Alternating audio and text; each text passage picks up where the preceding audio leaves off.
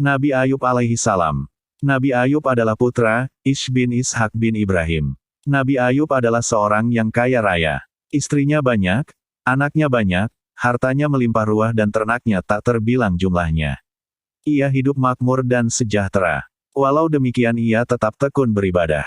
Segala nikmat dan kesenangan yang dikaruniakan kepadanya tak sampai melupakannya kepada Allah.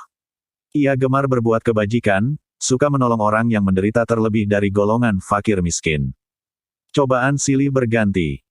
Para malaikat di langit terkagum-kagum dan sama membicarakan ketaatan Ayub dan keikhlasannya dalam beribadah kepada Allah. Iblis yang mendengar pembicaraan itu merasa iri dan ingin menjerumuskan Ayub agar menjadi orang yang tidak sabar dan celaka. Pertama iblis mencoba sendiri menggoda Nabi Ayub agar tersesat dan tak mau bersyukur kepada Allah. Namun ia gagal. Nabi Ayub tak tergoyahkan. Iblis kemudian menghadap Allah. Minta izin untuk menggoda Nabi Ayub, "Wahai Tuhan, sesungguhnya Ayub yang senantiasa patuh dan berbakti menyembah-Mu, senantiasa memuji-Mu, tak lain karena takut kehilangan kenikmatan yang telah Engkau berikan kepadanya.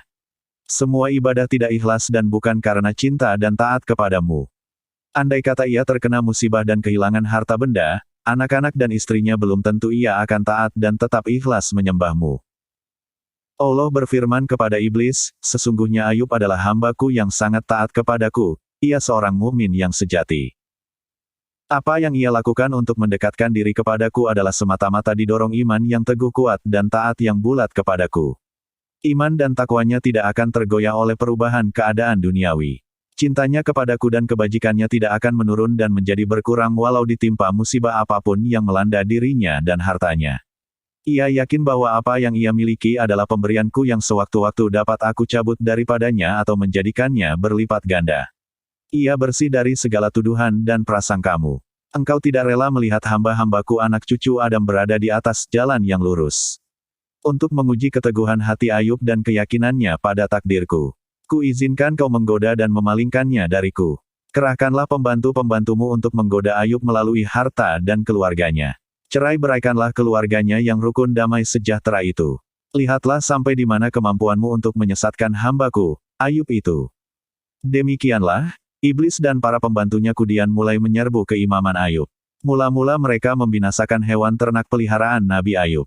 Satu persatu hewan-hewan itu mati bergelimpangan disusul lumbung-lumbung gandum dan lahan pertanian Nabi Ayub terbakar dan musnah. Iblis mengira Ayub ajan berkeluh kesah setelah kehilangan ternak dan lahan pertaniannya itu. Namun Ayub tetap berbaik sangka kepada Allah. Segalanya ia serahkan kepada Allah. Harta adalah titipan Allah, sewaktu-waktu dapat diambil lagi. Berikutnya iblis dan pembantu-pembantunya mendatangi putra-putra Nabi Ayub di gedung yang besar dan megah. Mereka goyang-goyangkan tiang-tiang gedung sehingga gedung itu kemudian roboh dan anak-anak Nabi Ayub meninggal dunia semua. Iblis mengira usahanya berhasil menggoyahkan iman Nabi Ayub yang sangat menyayangi putra-putranya itu, namun mereka kecele. Nabi Ayub bersedih hati dan menangis tapi jiwa dan hatinya tetap kokoh dalam keyakinan bahwa jika Allah yang Maha Pemberi menghendaki semua ini maka tak ada seorang pun mampu menghalanginya. Selanjutnya iblis menaburkan baksil di sekujur tubuh Nabi Ayub sehingga beliau menderita sakit kulit yang menjijikkan. Famili dan tetangganya menjauhinya. Istri-istrinya banyak yang melarikan diri. Hanya seorang istri yang setia mendampinginya yaitu Rahmah.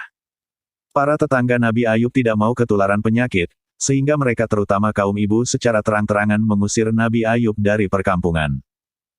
Mereka pergi ke ujung desa, dekat pembangunan sampah. Namun di sana orang-orang tidak terima. Mereka tetap mengusir Nabi Ayub dan Rahmah ke sebuah tempat yang sepi dari manusia. Waktu 7 tahun dalam penderitaan terus-menerus memang ujian berat bagi Ayub dan Rahmah. Namun Nabi Ayub bisa bersabar dan tetap berzikir menyebut asma Allah. Untuk mencukupi kebutuhan hidup sehari-hari. Rahmah terpaksa bekerja pada pabrik roti. Pagi berangkat sorenya kembali ke rumah pengasingan. Namun lama-lama majikannya mengetahui jika Rahmah adalah istri Nabi Ayub yang berpenyakitan. Mereka khawatir Rahmah membawa baksil yang dapat menular melalui roti. Maka Rahmah diberhentikan dari pekerjaannya. Rahmah yang setia ini masih memikirkan suaminya. Ia meminta majikannya agar memberi hutang roti. Majikannya menolak. Majikannya hanya mau memberi roti jika Rahmah mau memotong gelung rambutnya yang panjang, padahal gelung rambut itu sangat disukai suaminya. Rahmah akhirnya setuju. Namun di rumah Nabi Ayub menyangka Rahmah telah menyeleweng, padahal tidak.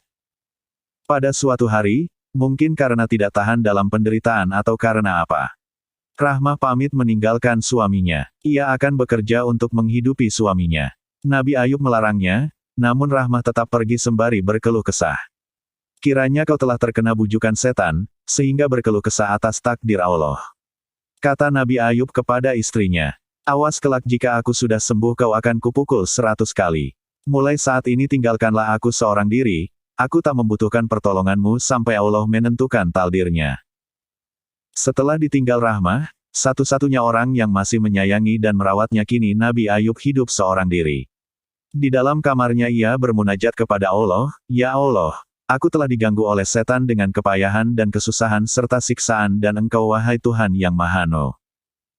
Allah menerima doa Nabi Ayub yang telah mencapai puncak kesabaran dan keteguhan iman dalam menghadapi cobaan. Berfirman Allah kepada Nabi Ayub, hantamkanlah kakimu ke tanah. Dari situ air akan memancar dan dengan air itu kau akan sembuh dari semua penyakitmu. Kesehatan dan kekuatanmu akan pulih kembali jika kau pergunakan untuk minum dan mandi. Demikianlah, setelah Nabi Ayub minum dan mandi air yang memancar dari bawah kakinya, maka ia sembuh seperti sedia kala. Sementara itu Rahmah yang telah pergi meninggalkan Nabi Ayub lama-lama merasa kasihan dan tak tega membiarkan Nabi Ayub seorang diri. Ia datang menjenguk, namun ia tak mengenali suaminya lagi. Karena Nabi Ayub sudah sembuh dan keadaannya jauh lebih baik daripada sebelumnya. Lebih sehat dan lebih tampan. Nabi Ayub gembira melihat istrinya kembali, namun ia ingat sumpahnya yaitu ingin memukul istrinya 100 kali. Ia harus melaksanakan sumpah itu.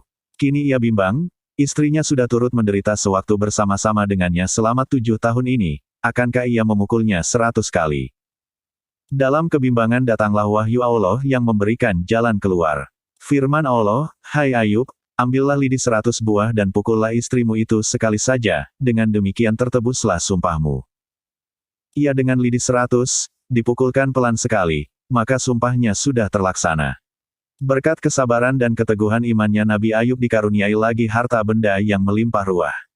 Dari Rahmah ia mendapat anak bernama Bashar, kemudian hari ia mendapat julukan Zulkifli artinya, punya sanggup. Zulkifli akhirnya juga menjadi nabi dan rasul. 13. Kisah Nabi Zulkifli alaihi salam. Telah disebutkan di bagian muka bahwa Zulkifli itu nama aslinya adalah Bashar. Ia putra Nabi Ayub dengan istrinya Rahmah. Seperti ayahandanya, Zulkifli juga mempunyai sifat yang sabar dan teguh dalam pendirian. Ia hidup di sebuah negara yang dipimpin oleh seorang raja arif bijaksana. Pada suatu hari raja tersebut mengumpulkan rakyatnya dan berkata, siapakah yang sanggup berlaku sabar? Jika malam mendirikan sholat, jika siang melakukan puasa. Tidak ada seorang pun yang berani menyatakan kesanggupannya. Akhirnya anak muda bernama Bashar yang mengacungkan tangan dan berkata sanggup. Sejak saat itu ia dipanggil Zulkifli artinya sanggup. Zulkifli kemudian diangkat menjadi raja. Di waktu malam ia beribadah dan di waktu siang ia berpuasa. Ia juga diangkat menjadi ketua hakim. Tidurnya di waktu malam hanya sedikit sekali. Ada apakah saudara kemari di malam hari? Tanya Zulkifli. Hamba seorang musafir, barang-barang hamba dirampok orang di perjalanan, jawab orang tua yang mengadu itu. Datanglah besok pagi atau petang hari, kata Zulkifli. Esok pagi orang tua itu tidak datang padahal Zulkifli sudah menunggunya di ruang sidang. Pada petang hari orang itu juga tidak datang padahal ia telah bersedia untuk datang. Sewaktu Zulkifli hendak berangkat tidur orang itu datang lagi. Mengapa waktu sidang dibuka kau tidak datang? Tanya Zulkifli. Orang yang merampok saya cerdik tuanku. Jika waktu sidang dibuka barang saya dikembalikan, jika sidang hendak ditutup barang saya dirampas lagi, jawab orang itu. Pada suatu malam raja sangat mengantuk. Ia telah berpesan kepada penjaga agar menutup pintu dan mengunci. Sesudah itu ia hendak membaringkan diri. Pada saat itulah ia mendengar suara pintu diketuk orang. Siapa yang masuk? Tanya Zulkifli. Tidak ada seorang pun tuanku, jawab prajurit penjaga. Zulkifli merasa heran. Jelas tadi ia mendengar suara diketuk orang, lalu diperiksa ke sekeliling rumah. Ternyata ia menemukan seseorang. Ia heran, semua pintu telah terkunci rapat. Dari mana orang itu dapat masuk? Kau bukan manusia, kau pasti setan, kata Zulkifli. Iya, aku memang setan yang menguji kesabaranmu. Memang betul kau orang yang sanggup memenuhi kesanggupanmu dulu. Memang Zulkifli orang yang sangat sabar, selalu mempergunakan akal sehatnya. Tidak pernah marah kepada para tamunya. Pada suatu hari terjadi peperangan di negerinya dengan pemberontak yang sangat durhaka kepada Allah. Raja Zulkifli memerintahkan tentara dan rakyatnya untuk berangkat ke medan juang. Tapi apa yang terjadi? Ternyata rakyatnya takut berperang. Mereka takut mati. Rakyat bersedia maju berperang jika Zulkifli mau mendoakan kepada Allah agar Allah mau menjamin hidupnya, agar mereka tidak mati. Mendengar hal itu Zulkifli tidak marah. Bahkan berdoa kepada Allah. Maka Allah mewahyukan kepada Zulkifli, aku telah mengetahui permintaan mereka, dan aku mendengar doamu, semua itu akan kukabulkan. Demikianlah dalam peperangan itu akhirnya mereka memperoleh kemenangan dan tidak seorang pun yang mati di medan juang. Semoga kisah teladan ini bisa menjadi sebagai bahan musahabah diri kita, ambil hikmahnya. Dengan membagikan atau share sudah membantu menyebarkan kebaikan untuk menambah amal kita. Jika Anda merasa video ini bermanfaat buat Anda jangan lupa tekan like atau suka.